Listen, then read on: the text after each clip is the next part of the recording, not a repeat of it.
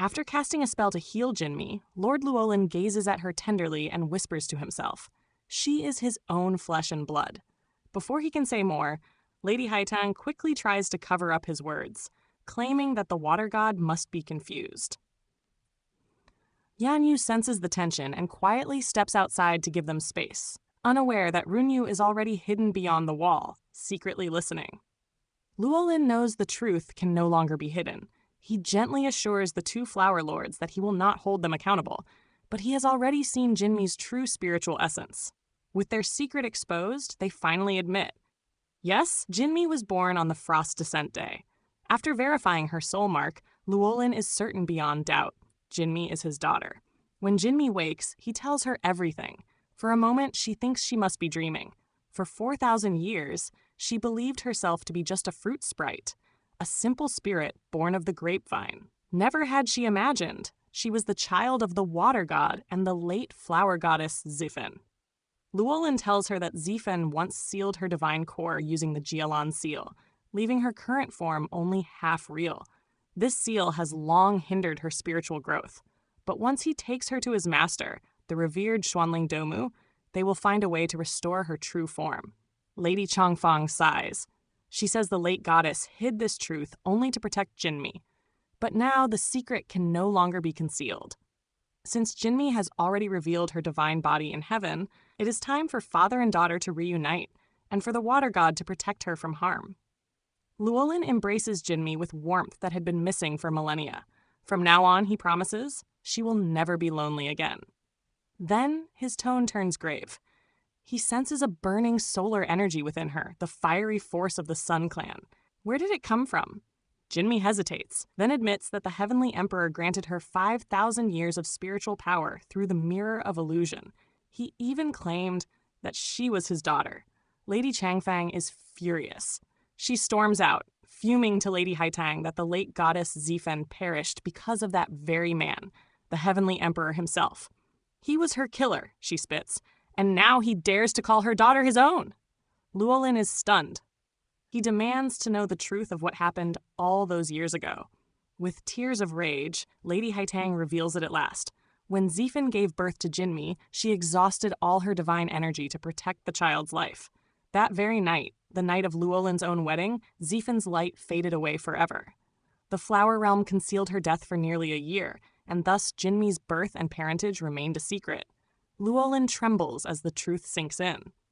All this time, while he celebrated his wedding, the woman he loved most was already gone. Old Hu, the elder of the flower spirits, speaks softly. Please, water god, let the past rest. We all swore to protect the late goddess's secret. But Llewellyn cannot rest. He begs to know everything, and Old Hu finally relents. He tells him of the tragic tale. Long ago, when the Heavenly Emperor was still a young prince, he and Zifen were in love. But when he sought the throne, he betrayed her, marrying the Bird Clan's princess, Chuyao, for power. Heartbroken, Zifen withdrew from heaven, yet even after ascending the throne, the emperor continued to pursue her. When Zifen refused him, he became enraged and forced himself upon her. Devastated, Zifen fled to the River of Oblivion, intending to end her life. She didn't yet know she carried Jinmi within her. The emperor arrived too late to stop her, yet instead of letting her go, he used his divine power to prevent her death, declaring that all under heaven belonged to him, and she was no exception. He imprisoned her in the palace of Shiwu. One night, as she slept, she murmured Llewellyn's name. The emperor, furious, arranged a false marriage between the water god and the wind goddess Lingxiu, forcing Zifen to overhear. But Llewellyn refused heaven's decree, choosing to forfeit his divinity and live as a mortal rather than betray his heart. Lingxiu too refused to take another's beloved.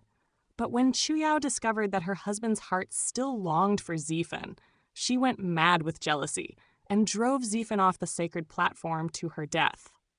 Llewellyn's hands tremble as he hears it all.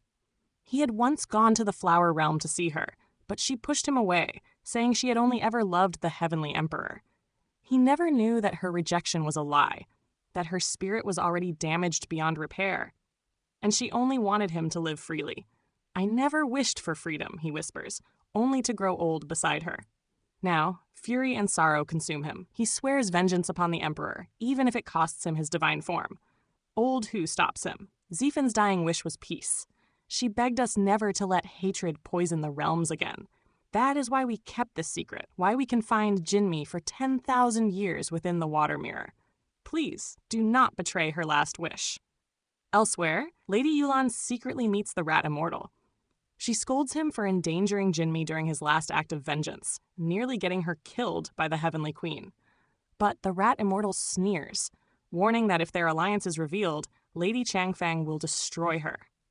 "We're already in the same boat," he says coldly. "Once you've crossed the water, there's no turning back." Back in heaven, Runyu returns to his palace, overjoyed. He tells Kuang-lu that Jinmi is the water god's daughter, soon to be officially recognized. And by ancient betrothal, she is already his fiancée. Kuang-lu has never seen him so happy, yet Runyu's smile fades. Though the engagement was made long ago, he knows the water god despises the heavenly emperor. And worse, he's noticed Shufang's growing affection for Jinmi. Runyu sighs. He cannot bear to hurt his brother. Kuang-lu reminds him gently that for once, he should follow his heart. Runyu lowers his eyes.